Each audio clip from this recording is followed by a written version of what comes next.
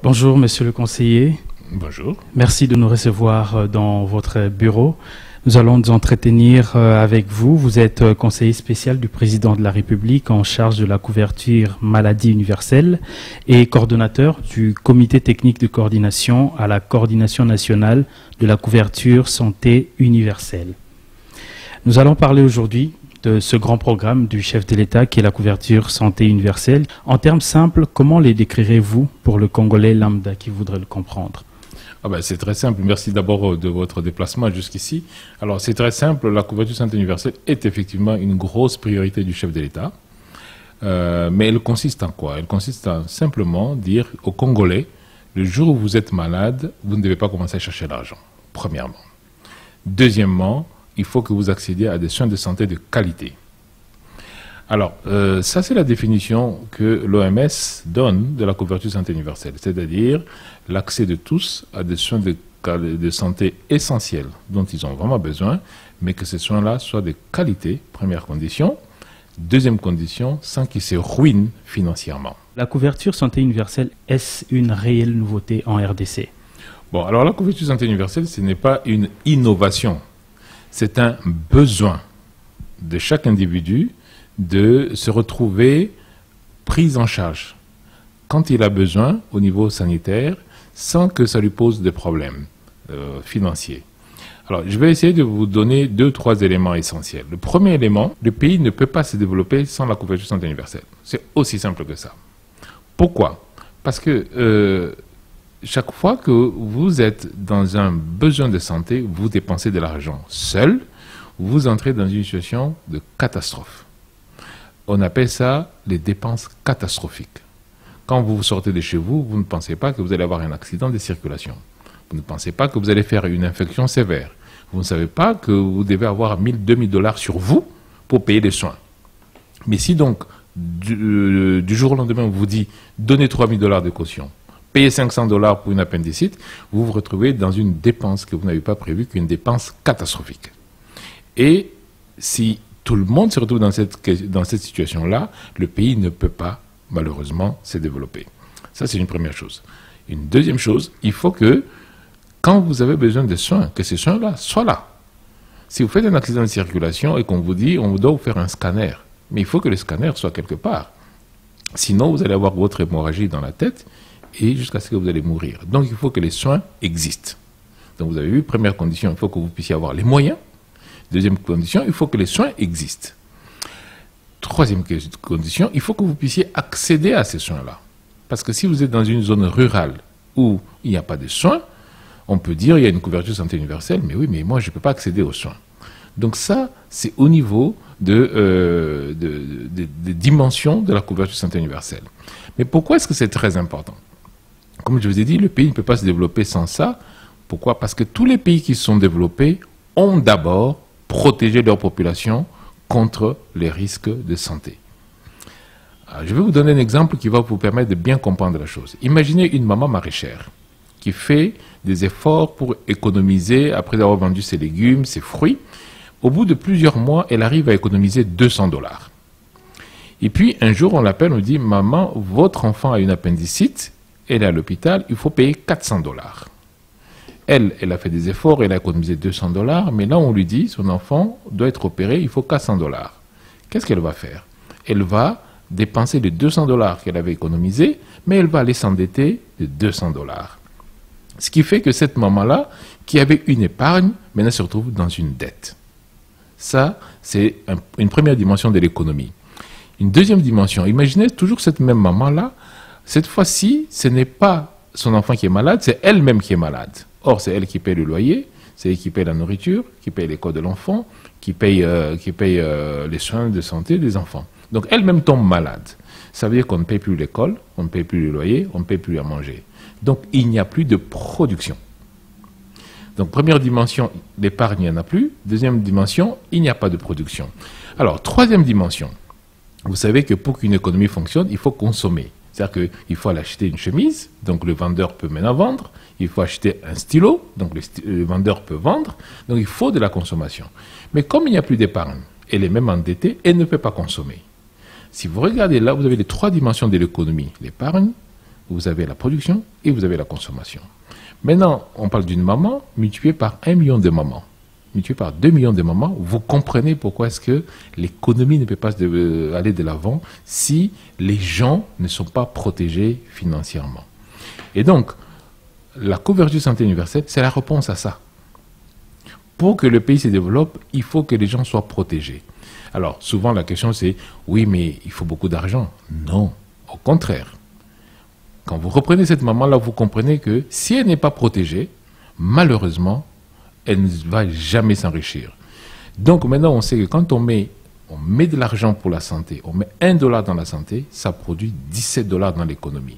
Donc on est plus dans l'investissement que dans la consommation de l'argent. Donc mettre de l'argent dans la santé, ce n'est pas une option, c'est une obligation. Donc la couverture santé universelle est une obligation. Quelles seront les catégories qui vont en bénéficier? Est-ce que les gens devront cotiser? Comment cela va se passer? Alors d'abord, la définition même dit très bien, c'est tout le monde qui doit en bénéficier. Mais on bénéficie des soins essentiels. D'accord? Il n'y a pas de couverture santé universelle si toute la population n'est pas protégée. Il y a des pays qui ont dit, oh, on va d'abord couvrir seulement les fonctionnaires. Ben, ça, c'est pas la couverture santé universelle. Ça, c'est une assurance des fonctionnaires. La couverture santé universelle, c'est la protection de toute la population en fonction des moyens de chaque pays. On ne couvre pas tout, on décide. Un exemple. On dit, chez nous, par exemple, on va dire que quelles sont les causes essentielles de décès? On va dire c'est le paludisme. On va dire, ok, donc tout Congolais qui a un problème de paludisme ne doit plus être laissé de côté. En ce moment-là, c'est une couverture santé universelle. Mais bien sûr, on a décidé le paludisme, c'est-à-dire qu'on a décidé ce qu'on peut payer, parce qu'on ne peut pas tout payer. Donc on décide, c'est ce qu'on appelle le paquet de soins. Qu'est-ce qu'on prend comme paquet de soins? Quel est le problème le plus important qui se pose à nous, que nous devons résoudre en tant que pays? Et ça, c'est le paquet de soins. Donc, d'une part, on a les moyens, mais d'autre part, on décide de quels sont les premiers paquets que nous couvrons nous-mêmes. Et donc, que les gens ne pensent pas, tiens, ça veut dire maintenant c'est la gratuité, tout est ouvert. Non. Alors maintenant, votre deuxième question, c'est comment on va payer? Imaginez si vous tombez malade, vous devez payer vous-même à l'hôpital. Comme je prends l'exemple de cette maman-là qui avait épargné $200. Alors imaginez si cette maman, au lieu d'épargner $200, elle avait épargné $180. Mais elle avait donné $20 à la solidarité nationale pour la santé. Le jour où on lui dit son enfant a une appendicite, eh bien, elle garde ses $180. La solidarité, où elle a mis ses $20, va maintenant prendre en charge son enfant, son appendicite. Donc elle peut continuer à avoir ses $180, à dépenser, donc à avoir de la consommation, et elle peut continuer à produire. Donc en fait, c'est une solidarité nationale. Chacun doit mettre ce qu'il peut mettre. Mais par contre, les services qu'on doit lui donner, c'est les services dont il a besoin. C'est-à-dire que si vous mettez $20 par mois ou par an, en fonction, mais que vous avez besoin d'un scanner de $350, eh bien on doit vous faire votre scanner de $350. Donc vous avez donné ce que vous pouvez, mais vous avez eu le service dont vous avez besoin. C'est ça la couverture santé universelle. On en parle depuis plusieurs années.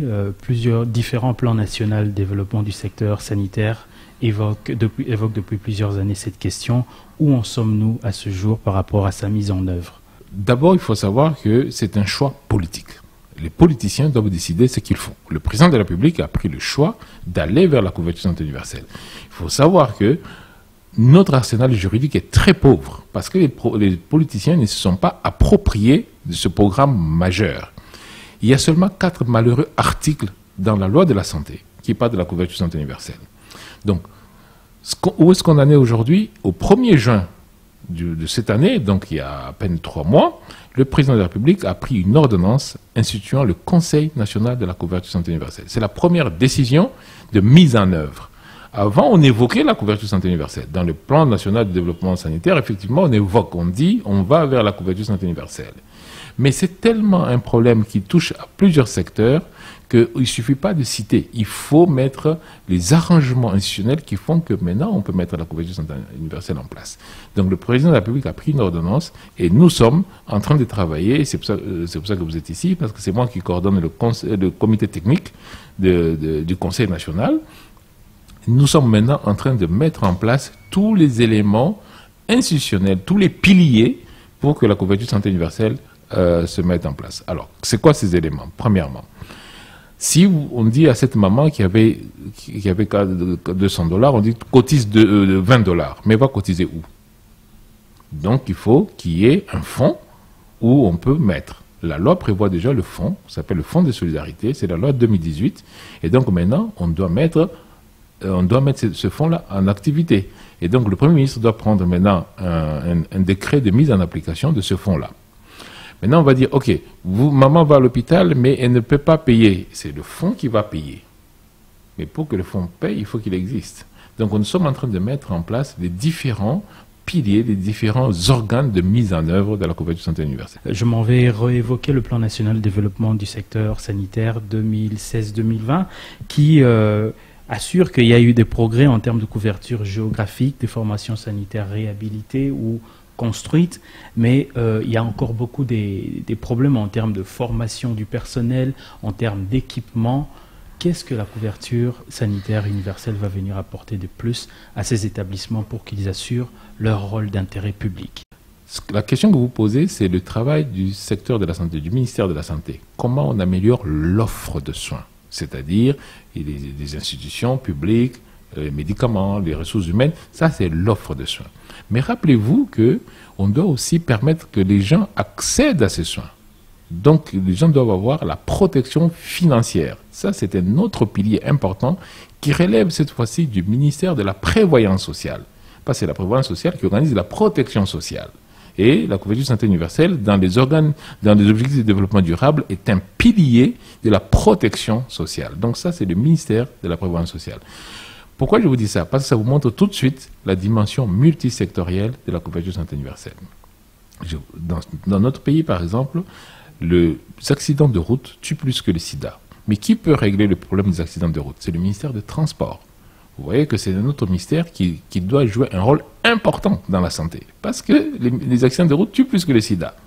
Si vous prenez la malnutrition, qui amène énormément d'enfants et de personnes, même adultes, aux soins, ça relève du ministère de l'Agriculture et de l'Économie. Vous voyez que c'est un autre ministère qui a des rôles importants dans la santé. N'est-ce pas? On peut, comme ça, vous dire plusieurs choses. Vous prenez l'eau. L'eau qui n'est pas potable entraîne beaucoup de maladies, que ce soit les maladies diarrhéiques, que ce soit les épidémies comme le choléra. Mais qui peut régler le problème de l'eau? C'est le ministère qui est en charge de l'assainissement des eaux. Et ce n'est pas le ministère de la Santé. Vous comprenez déjà qu'il y a plusieurs secteurs qui interviennent. Voilà pourquoi il y a une coordination au niveau national pour pouvoir aller dans tous ces secteurs, prendre les déterminants de la santé et les affronter pour les améliorer. Ça, c'est la première chose. Maintenant, dans les différents plans qui ont été faits, ce sont des plans qui ont été faits au niveau sectoriel, le ministère de la Santé. Mais vous comprenez tout de suite que la couverture santé universelle est beaucoup plus large que le ministère de la Santé. Parce que si vous voulez diminuer les maladies causées par le taux de sucre, par le sucre, par exemple, tout ce qui est maladie, hypertension, diabète et tout ça, c'est le ministère de l'Économie qui peut taxer les boissons sucrées, qui peut taxer ceci. Et donc, il y a des plans qui ont été sectoriels. Maintenant, la couverture santé universelle est une vision globale, de remettre en fait l'homme au centre. L'homme, c'est pas juste la maladie, c'est pas juste les médicaments. L'homme, c'est tout ce dont je viens de parler. Si vous construisez un bel hôpital à côté de l'eau sale, mais vous allez toujours avoir des enfants qui vous arrivent malades. Donc, si vous ne vous occupez pas de ce problème-là, vous n'aurez jamais réglé votre affaire. Voilà pourquoi est-ce que l'approche est globale. On comprend que cette approche globale, le défi est énorme, d'où le temps que ça prend et l'impression qu'on a de voir passer assez de temps en train de parler de cette couverture sanitaire universelle sans la voir être concrétisée. Mais à quand on peut espérer un quinquennat, dans une décennie? Oh non, pas du tout. Parce qu'il est très complexe. Non. Très bien. Non, au contraire, je vous explique pour que les idées soient claires, pour que les gens comprennent de quoi on parle. Mais par contre, la mise en œuvre, les choix de ce qu'on fait, c'est un choix simple. Je vais vous donner un exemple très simple. Imaginons qu'on dise, OK, tous les Congolais qui ont besoin des médicaments essentiels, on va leur donner ces médicaments essentiels. Alors on va demander, mais ça coûte combien les médicaments essentiels pour donner à tous les Congolais? Eh bien, nous avons fait ce travail-là. D'ailleurs, il est là, ce gros livre ici. Eh bien, ce travail-là nous dit que pour donner les médicaments essentiels à tous les Congolais, c'est 750 millions de dollars. Or, nous dépensons plus de 1,6 milliard chaque année dans le secteur de santé. Donc, vous comprenez que si nous décidons aujourd'hui de donner les médicaments à tout le monde, donc vous allez à l'hôpital, on ne vous fait pas de prescription, enfin, on vous fait une prescription, mais vous ne payez pas les médicaments essentiels, si tout le monde a besoin de ça, ça nous coûte 750 millions de dollars. Et ça, c'est accessible parce que nous dépensons 1,6 milliard chaque année.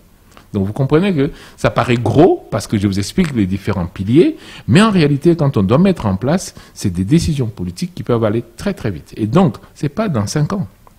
L'année prochaine, on doit déjà avoir un premier paquet qu'on doit donner à tous les Congolais. Et ce premier paquet va peut-être... On est en train de travailler là-dessus pour déterminer, parce qu'on doit savoir combien ça va nous coûter et tout ça. Mais ça va peut-être contenir les médicaments essentiels, les accouchements des mamans. Pourquoi une maman qui accouche doit se retrouver dans des difficultés financières? On doit éviter ça.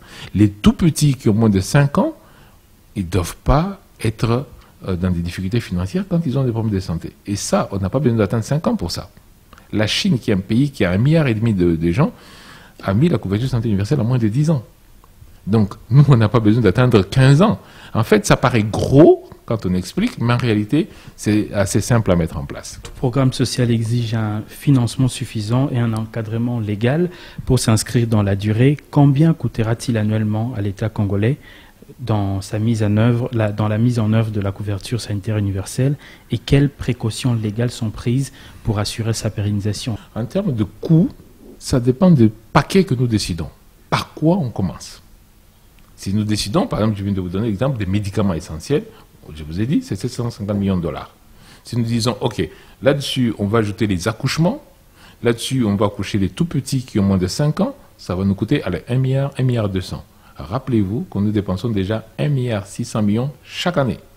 Dans les 5 dernières années, le secteur de la santé a dépensé 8 milliards de dollars. Les gens ne le voient pas parce que, malheureusement, comme le système n'est pas approché globalement, le système est éparpillé, l'argent va dans tous les sens.